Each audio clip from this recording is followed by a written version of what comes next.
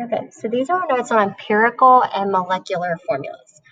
Right, an empirical formula is going to show the atoms or the elements that are in a chemical formula in the smallest ratio. So it shows what atoms of each element there are,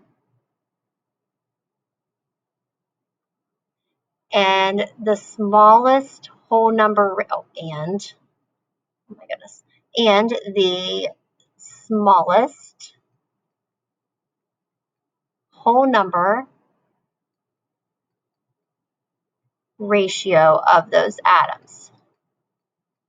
So it is a simplified version of a formula. For ionic compounds should be written as an empirical formula, but covalent compounds often are not.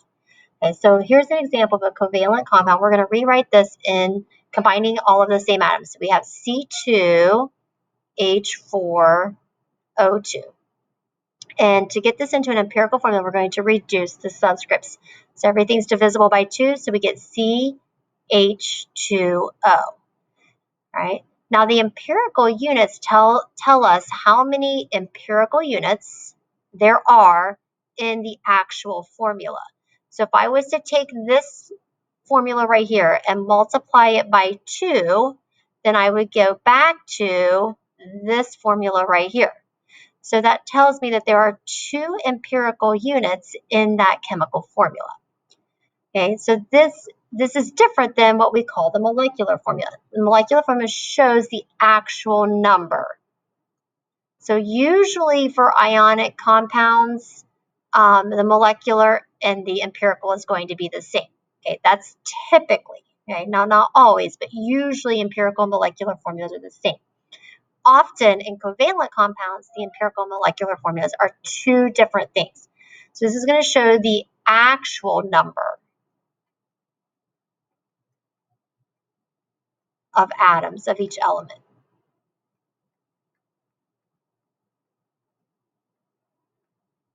So it's like the real formula. And the empirical formula is the reduced version. So sometimes the molecular and empirical are the same, like water. There's 1 empirical unit in the molecular formula. Sometimes that is different. So for example, hydrogen peroxide, H2O2, could be reduced to just 1 hydrogen and 1 oxygen, which tells me that to get between this formula and this formula, I would have to multiply the empirical formula times 2, right? So I'd make that H2O2. That would tell me that there are 2 empirical units in the molecular formula. Okay, so let's go down here and practice. If you want to pause the video for a second and go ahead and practice simplifying these into empirical formulas. Okay. So here are the correct answers. So we're going to, both of these are divisible by 6, so we get CH. This one you can reduce to 2 and 2, so MgCrO4. These are all divisible by 6, so you get CH2O. These are all divisible by 2, so we get C4H5N2O. And these are both divisible by 2, so CuSO4. Okay? So that is the difference between an empirical and a molecular formula. Okay? We can calculate empirical formulas given experimental data. Okay? So if we know that a substance contains 42.1 grams of nitrogen and 95.9 grams of oxygen, I can find the lowest whole number ratio of these elements in the compound. So to do this, we have to convert our grams into moles because each element does not have the same molar mass. So we need to get them into a unit that is comparable, which is the mole.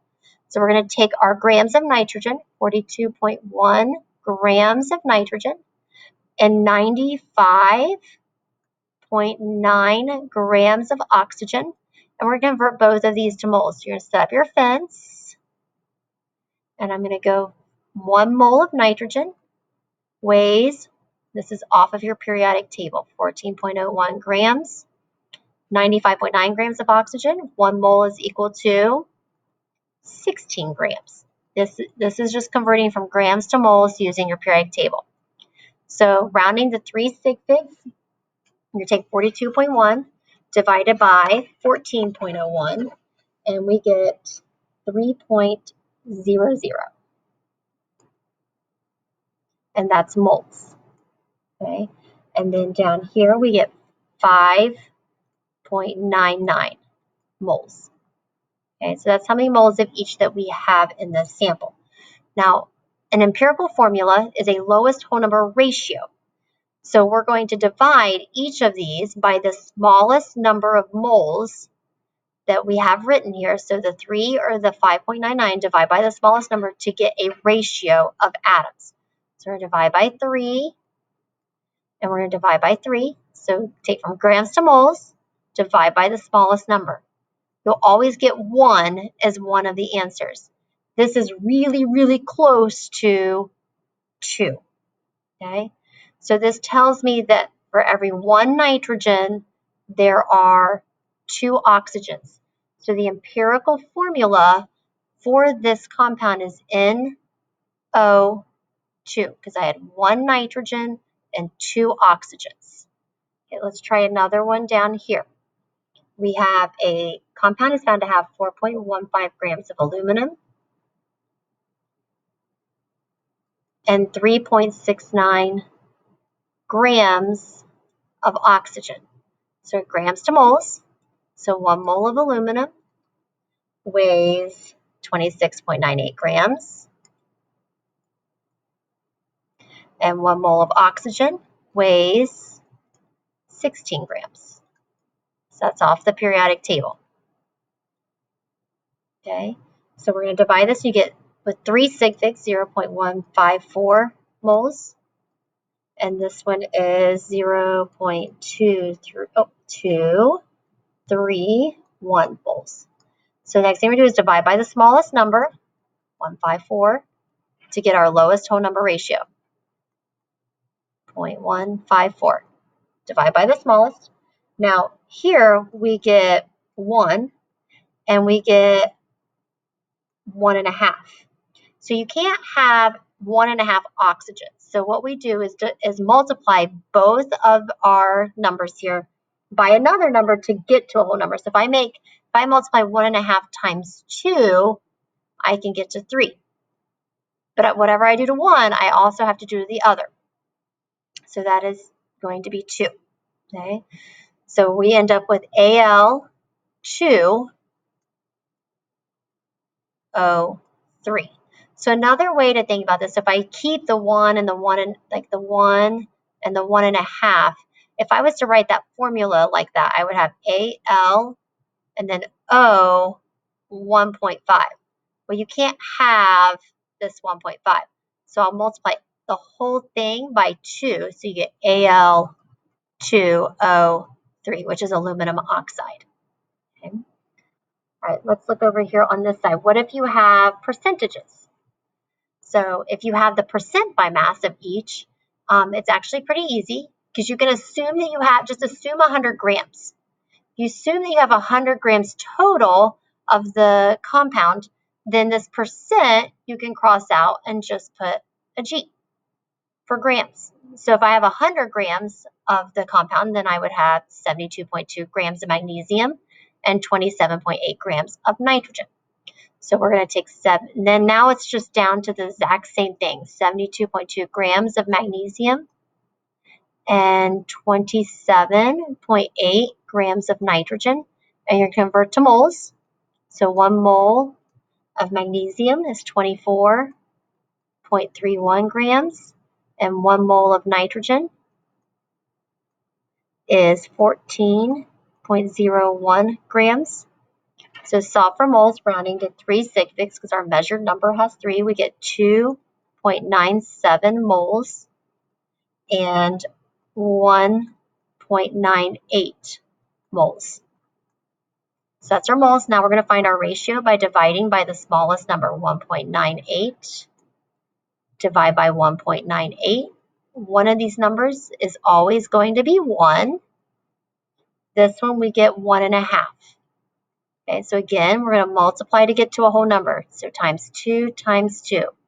So we get 3 magnesiums, 2 nitrogens. So our formula is going to be, our empirical formula is Mg3N2, magnesium nitrate. Okay, one more. Maybe scroll down here. So now we have copper, sulfur, and oxygen. Okay, so what is its empirical formula? We take 39 point, so remember this is percentages, cross that out and just put G's. Now we can convert grams to moles. So 39.8 grams of copper, 20.1 grams of sulfur, and 40.1 grams of oxygen. So go ahead and convert all these to moles. So 1 mole of copper is 63.55 grams. 1 mole of sulfur is 32.07 grams. And then 1 mole of oxygen, we know is 16 grams. So we get our moles. Okay, so we're going to divide, and you get 0.626 moles. Get, again, 0.626 moles. And 2.51 moles. Divide by your smallest number. So I'm going to divide by 0.626. Divide by 0.626. Now divide by 0.626. And we get 1, 1, and 4. Which means we have 1 copper, so Cu, 1 sulfur, and 4 oxygens. And that should look familiar. That is copper 2 sulfate. Okay. All right, so calculating molecular formulas, scroll down here, oops, too far. Calculating molecular formulas is just one more step. And go back up here. All right, so it says a common compound has an empirical formula of CH2O and a molecular weight of 180.07 grams per mole. What is its molecular formula? So this is the empirical formula. This is the mass of the molecular formula. So we need to first find the mass of the empirical formula. So CH2O, find the molar mass of that first, and then we'll figure out how many empirical units there are in the molecular compound. So CH2O is 30.03 grams per mole. Okay, so we're just going to take the molar mass of the molecular formula, which is the 180.07. So that was what we call the molecular weight. Divide that by the empirical weight, 30.03. Tells us there are 6 empirical units. So we're going to take the empirical formula, CH2O, and multiply all of the subscripts by 6. So we get C6H12O6. And that's it. Okay, so that's finding the molecular formula if you know the empirical formula and the molecular weight. Okay, so we're going to scroll down a little bit more. So we have vitamin C has, oops, there we go. Vitamin C has an empirical formula C3H4O3 and its molecular weight is 180. So again, so same thing, C3H4O3 has a mass of 88.07 grams per mole. Okay. So we're going to take the empirical mass, or the molecular weight. So this is your molecular weight. The empirical weight, because it tells us the empirical formula is this, and we found the molar mass of it, is 88.07. Divide these. tells you that there are 2 empirical units in the formula. So just distribute that. So we have 2 empirical units times C3H4O3. So we get C6H8O6. That is the chemical formula of vitamin C. Okay. And we're going to scroll back up here, maybe, to this right side where you're given percentages and you have to find the molecular formula. Now, it gives you the molar mass. This is the molecular weight. Okay. It's not giving you the empirical formula, but you can find it because you have the percentages. So take your percentages, change those to grams. So 84.1 grams of carbon and 15.9 grams of hydrogen. So we're just back to finding empirical formula first. 1 mole of carbon is 12.01 grams. 1 mole of hydrogen is 1.01 grams. Solve for moles. So we get 7 and we get 15.7. Now divide by your smallest number. This one's a little tricky because we do get very close to 2.25 and 1, which means we're multiplying both of these by 4 to get to a whole number. So we get 4, and we get 9. Okay, so the empirical formula is C4H9. So the mass of this is 57.13 grams per mole. That is the empirical weight. Okay. The molar mass of the molecular weight is 114.26. So we're going to divide 114.26, the molecular weight, by the empirical weight. Okay. Divide by 57.13, and we get 2. Take that 2 and distribute it to C4H9, and we get C8H18 is the molecular formula. Okay. Right, down here, again, we have percentages, and we're given the molecular weight right here. Okay, so we're going to change those percentages to grams. So same thing again. Convert your grams to moles first. So 22.54 grams of phosphorus and 77.44 grams of chlorine. Convert. 1 mole of phosphorus is 30.97 grams, and 1 mole of chlorine is 35.45 grams.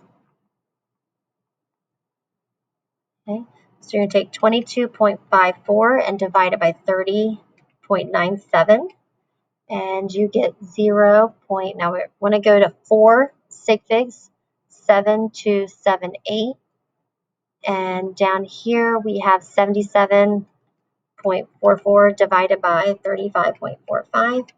We get 2.184 moles. Okay, now divide by your smallest number. Okay. So we're going to divide by 0.7278, divide by 0.7278. So take 2.14 or 2.184 divided by 0.7278. We get very close to 3, and this is 1. So your empirical formula is PCl3. Okay, so find the mass of this is going to be about 137.32 grams per mole. The molecular weight is 274.64. It's given to us up here. So divide these two. 137.32 tells us there are 2 units. Multiply that by the subscripts of the empirical formula. We get P2Cl6. So there's some practice on the next couple of pages that we're going to work on over a couple of days.